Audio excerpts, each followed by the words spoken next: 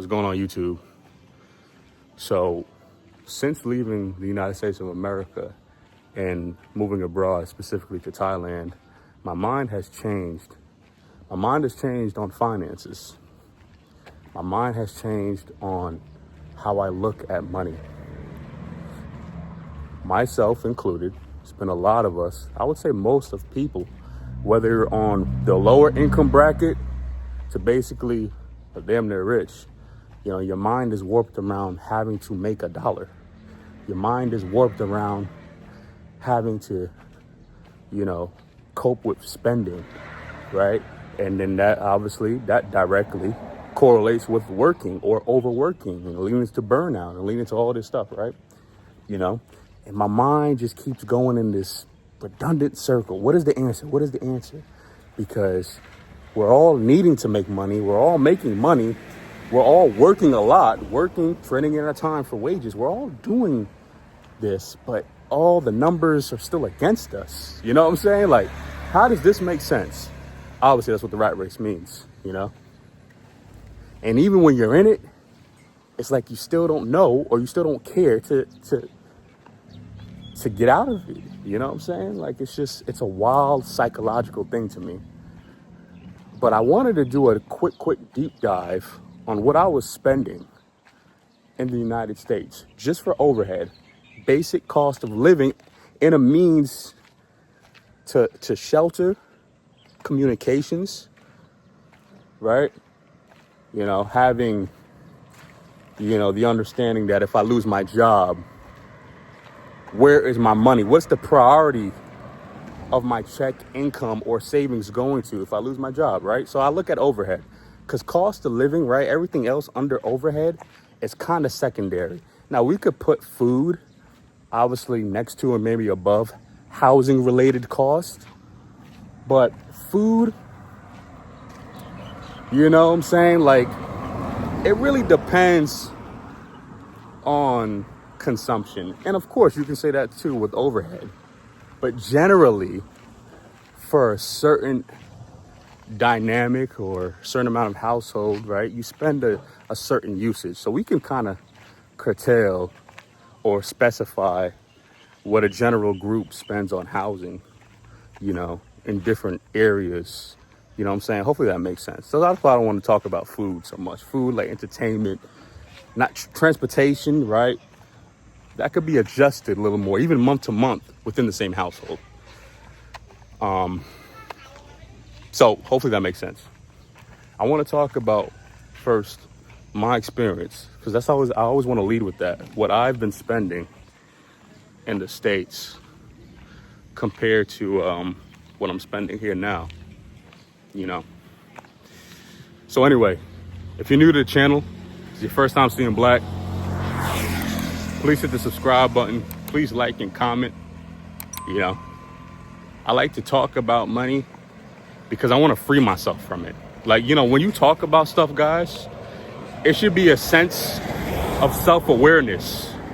You know, I think I can safely say that the idea that I have about this construct that money is has changed.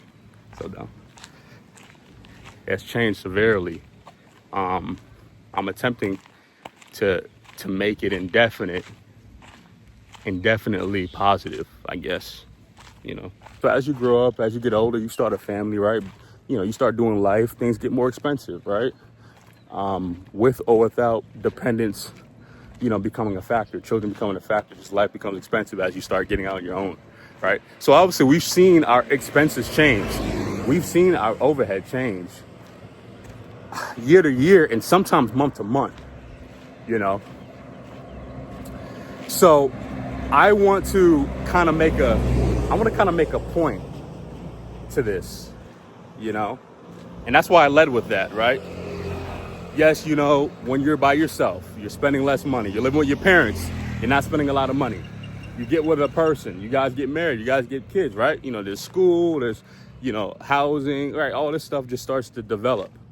You know what I'm saying? But remember this, guys, and we can maybe talk about this close to the end of the video, but remember this. To what point does debt stop increasing? You get what I'm saying? Bills is residual debt. At what point can we maintain or start, paying things off? You know what I'm saying? I'm not talking about, consumptuous debt, so to speak, or I'm not talking about school debt, necessarily, you know,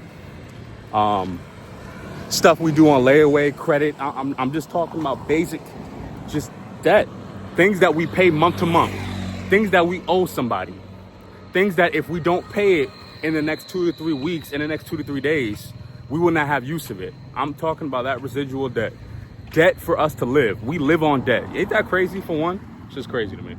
So I'm not talking about all this other stuff that's going to really affect our credit, right? Short term, long term. I'm talking about if we don't pay that light bill tomorrow, that debt, you know what I'm saying? So really think about what being debt free is. Really think about this stuff, right? So, all this stuff increases. So I want to get to a point sometime in the video, but look guys, like, when are we going to kind of just stop and slow this down? You know what I'm saying? And I want to use myself as an example. So I remember in 2017, my wife and I, we left from my parents and we got this apartment out in Lake Wales, Florida. If anybody's familiar with Lake Wales, Florida, I was going to school by there. And we got this one, it was just us. So we just got this 1 bedroom, 1 bath apartment. I don't think it was nothing but over 600 square feet, if that. Had a little balcony. Anyway, our rent was 600 something for 1 bedroom in Lake Wales. So guys, time has changed. Times has changed. I can't actually believe we used to pay 600 something for rent at any time in the States. But we did. So our overhead, right, with electric, water, internet, was like $750, maybe max, So it's like, wow, that's pretty good. But guys, like, I'm still in school. My wife is working part-time hours. I'm barely working part-time hours. So although overhead is low, right, our income, I don't think, was barely touching over $1,500, guys. There may have been months where it touched 2K, maybe. And again, this is just overhead. We're not talking about food and anything else, right? So we're already living and starting our life tight. And as we just obviously grew and started developing our relationship, we just brought on more cost. We brought on more cost, guys, And as I talk about this, again, hit a like for me, comment. Let me know if this was the same trajectory a lot of you guys were in, right? Especially starting a family, right? Because it's going to be a little different for single people. However, you guys experience the same shit. It's just being a different way. It's going to be in a different build and a different growth of debt. But let me know in the comments. So yeah, fast forward a few years later, we rented a house. And the house was nice, 4 bedroom, 2 bath. And I'm like, yeah, we're in a house. Although it's rent, we're in a house. We have a nice lot. It's a nice neighborhood, We've already had our son. We hadn't had our daughter yet. We didn't know our daughter was coming into play yet, right? So it was us three. It was us three in the house. It was $1,500 for overhead. Or for rent, excuse me. So electric, water, internet. And guys, that's what I mean by overhead, right? It's rent, mortgage, right? To paying the housing, right? You could have property taxes within the mortgage. Rent is kind of all inclusive outside of utilities. So I include utilities and internet, kind of overhead, right? Any maintenance, if it's HOA, if it's a CDD, that's overhead.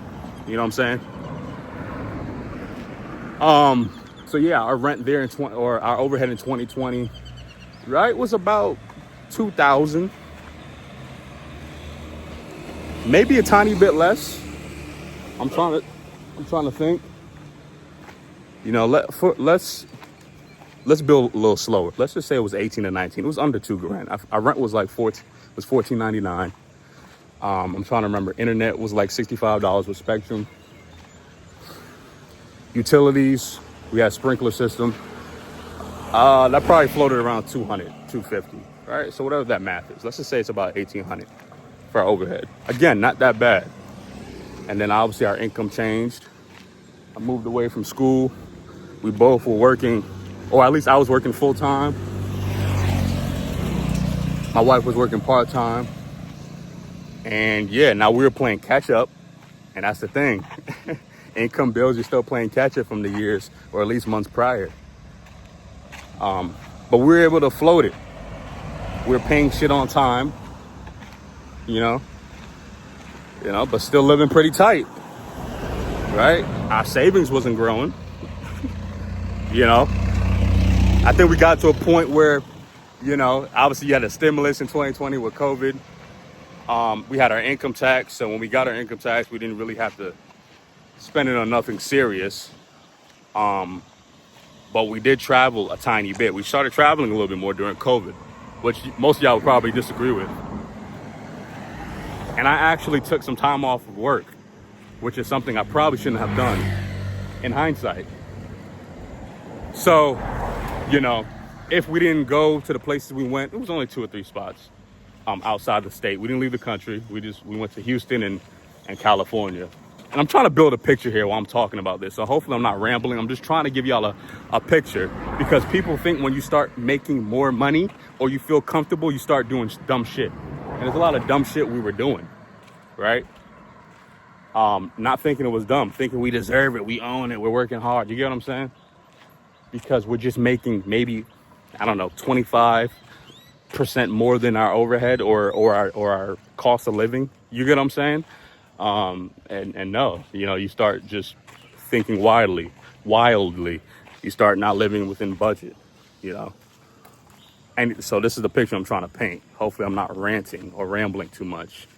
But yeah, so our savings started dissipating. We had a couple thousand saved, and it started disappearing yet again,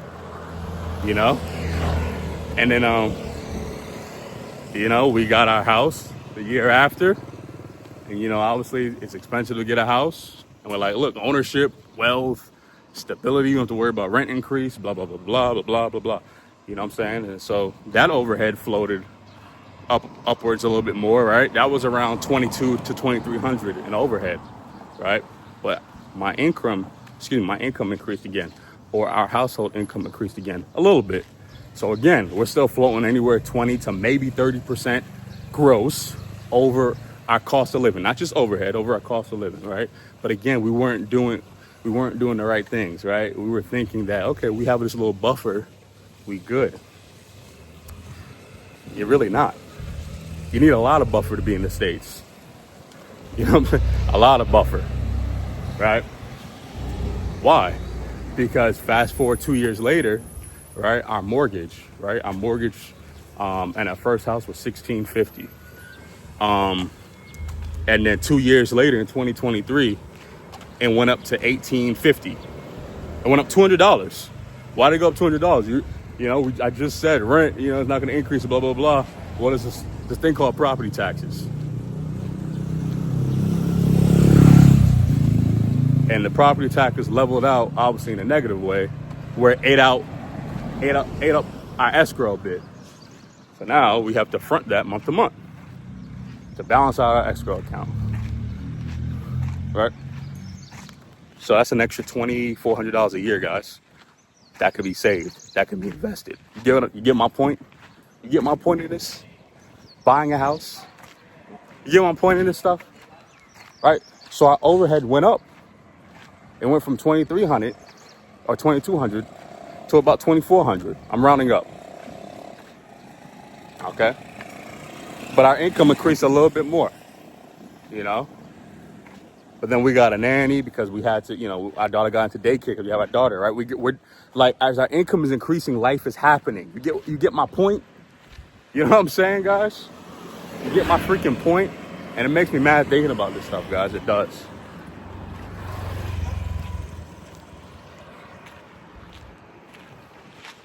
And, we started traveling a little bit more, right? So we just started spending more money because we're like, we want to see the world, even though we're working. We want to see something. We want to take a break. We want to unplug, right?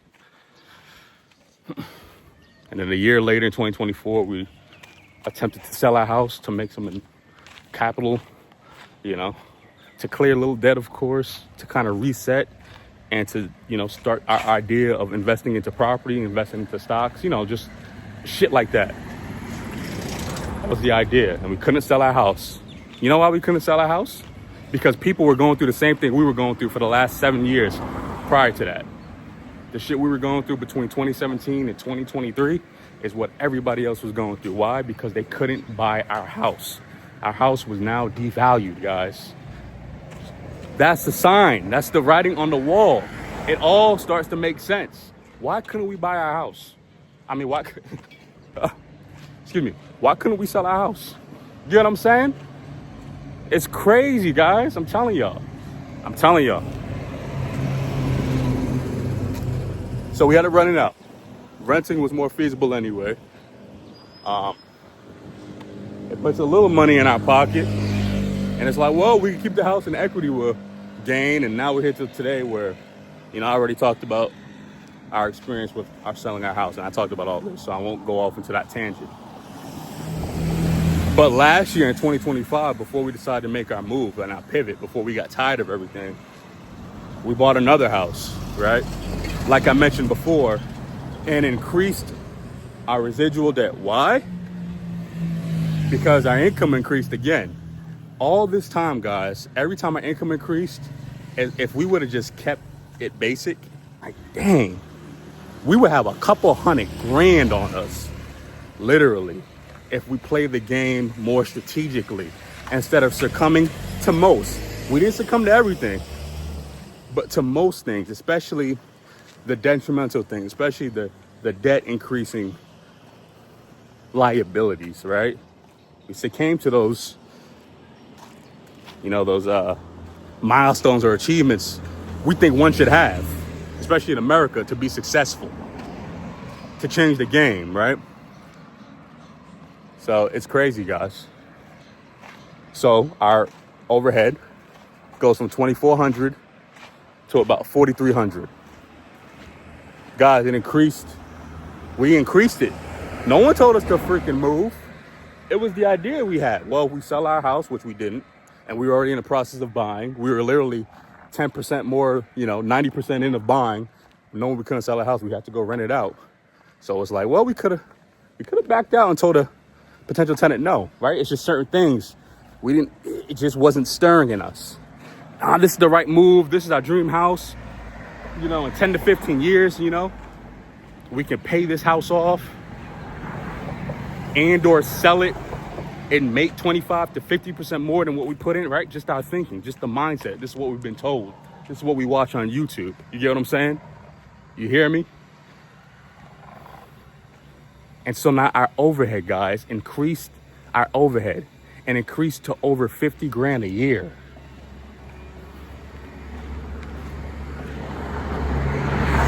Now, some of our move, I want to tie this together. Now, some of our relocation, because we moved to different cities within Florida when between us renting and buying, our two properties that we bought were in two different cities. So like we moved a lot, and a lot of the moving was predicated on my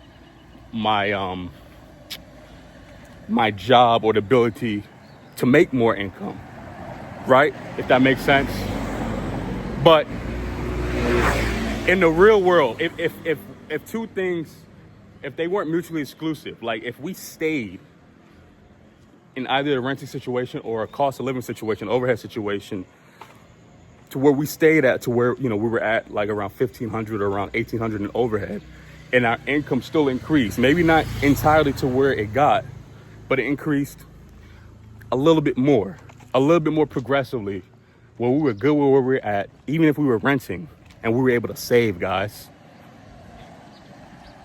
It's a mindset thing. It's a mindset. It's a trickery. It's a matrix, and it's masterful, and it works for all of us. So I ain't never gonna come on here and throw anybody under the bus. We got tricked and bamboozled as well. We lost a shit ton of money, a shit ton. In 2017, our overhead went from $750. Now, yes, we got two kids and I was working from home. So it's like, yeah, you need space for children. You need an office. You know what I'm saying? Like, damn. How does our monthly overhead though? All right, you could say it's 8 years. A lot of things can happen in 8 years, like I kind of very briefly mentioned. But damn, it goes from about $750 with just us two to just getting 2 more children.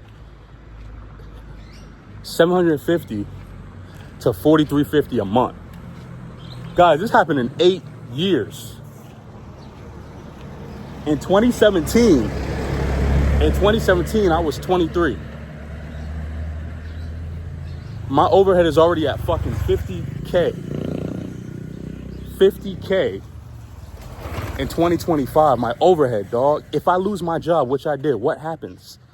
We're not thinking about this stuff, man. So, of course, this led to a mental reset. Literally, I got to change everything. I'm done. Everything. I'm sick of it. Obviously, this is why we're here. And my point of this is like, I'm barely in my 30s. You get my point? So, yeah, I was on a trajectory to make a couple $100,000 a year. We started already kind of doing that with our property. But just with my main job, I was on a trajectory, right? By 35, by 40, hitting $200,000 to $300,000 a year, guys. Before any optimism or, actualities with our forecast with getting property, right? But dude, at the same, like, we don't know how to stop. It's a sickness, man. Our overhead would have turned to 100,000 one day. You get my point? We're so young. That's my point. How it just grows exponentially.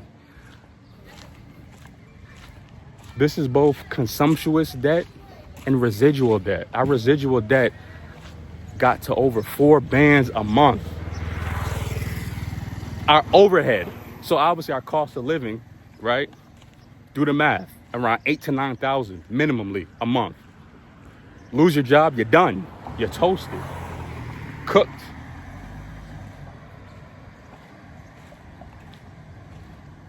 So it's crazy, guys. It's wild. And now we're at a point to where we still have our 2 kids. I still work from home, right? But I do way minimum work. I can pay my overhead in 1 week's pay. My overhead in 1 week's pay. You get what I'm saying? And I can also now save 10 to 15% of my net income.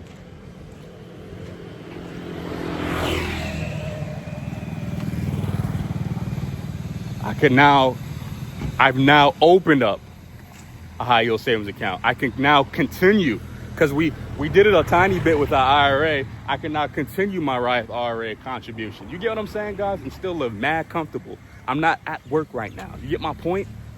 It's a trap, dog. Like I just feel like I've been lied to my entire life, and I didn't have the knowledge around me. I didn't have the knowledge in my environment. I thought I was the leader in my environment, at least mentally. I'm doing what nobody else is doing. You get what I'm saying? Stuck. People will lie to you to keep you down, man. The universe, this matrix, will give you what you want.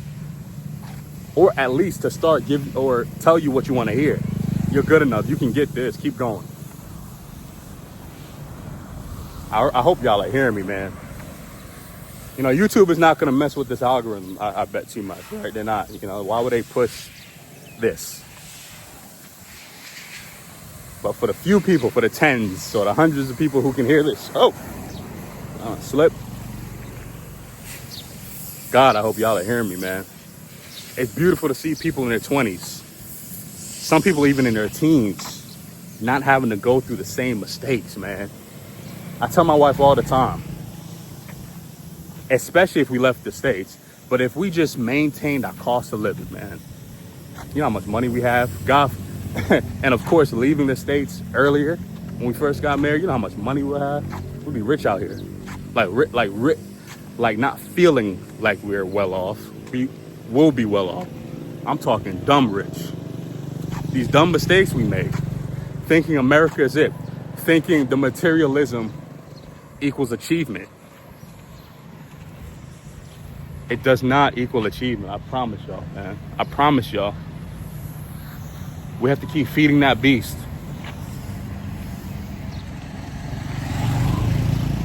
My overhead in the States was at $43.50 a month, and I'm only 31, and now I pay well under $1,000 a month, and we're still even looking at opportunities now to make it less. You get what I'm saying? We have options to make our overhead even less right now. You get my point? Where the US provides minimums, it's so psychological there, man. It is like hell. This is how I think of it. It's deadly. It's a deadly combination. And, you know, my bias is like, man, how can anybody live there, man? You know? So people are in their own kind of path and stuff, you know? So I want to slowly, like, just kind of just share my experience. You know? I ain't looking for nothing. I'm just like, man, you know, maybe this is more for me, just to hear my thoughts clearly. And, you know, for you guys, it's a plus. But I'm like, this is crazy. You know what I'm saying? Because there's people with a lot of money, right? There's people with a lot of money in the States, guys. A lot of money. And they still stressed out. So this is why I've changed my way. I've changed my mind. I've changed my thinking, man. Like, around the need of money. I've changed my mindset. Like, how do I make enough? You get what I'm saying? What do I need to do minimally? All right, what can I create on the side? Like, how do I work as least as possible to still float a decent cost of living, live comfortably with some sort of quality of life, and also save my retirement? I don't believe I'm ever gonna get SSI, right? And so I gotta think about that now. I gotta move in that way. I gotta create my own retirement.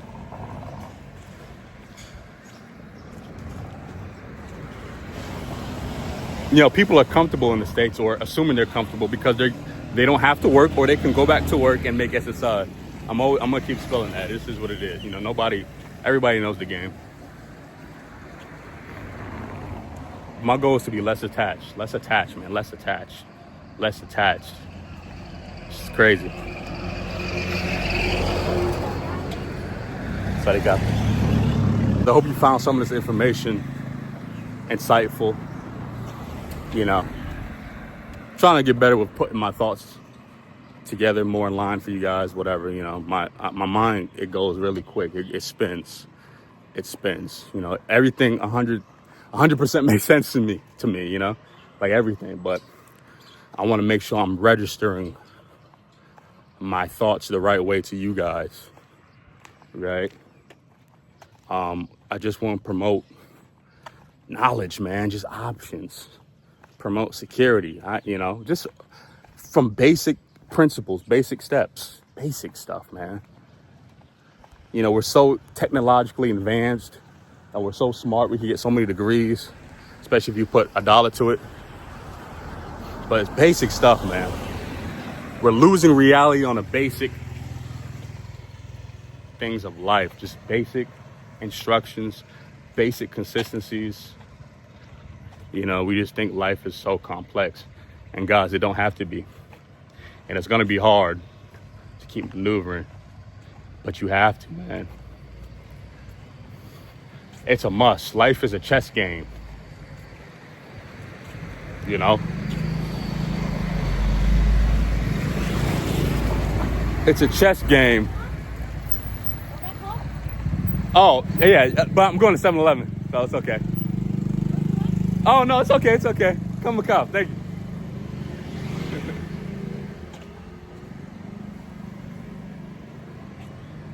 Nice tire lady, my neighbor, is offering me a ride back home, but I gotta make a stop first. So people are nice out here, man. It's just crazy. It's just stuff. Yeah, you know. You guys hear it in the videos. These people are nice, man. It's just that culture shock for you. But guys, keep maneuvering. It's hot out here and I'm getting these steps in, right? Just trying to be active at the same time. Keep maneuvering, guys. Keep going. We could live better than what we're doing.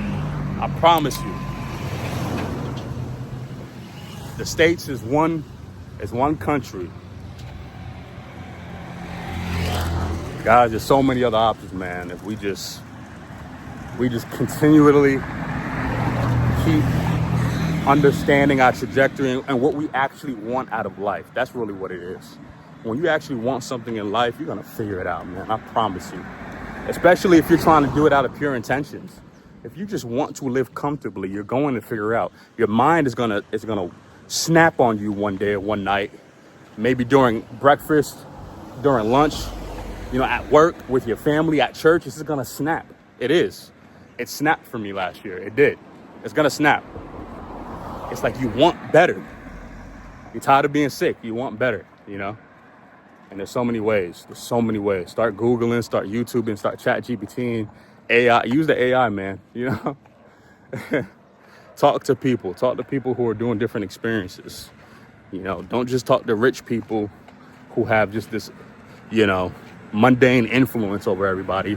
Talk to people like you who were and maybe still are going through things, but you're seeing some positive changes in their life. You get what I'm saying? Really tighten and change your circle. But first, you gotta change your mind. So I'll see y'all later.